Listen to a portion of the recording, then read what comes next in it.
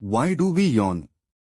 Yawning is our body's way of getting more oxygen and releasing carbon dioxide. When we are tired or bored, our breathing slows down, leading to less oxygen in our bloodstream. Yawning helps us take in more oxygen and expel the buildup of carbon dioxide, refreshing our brain and body.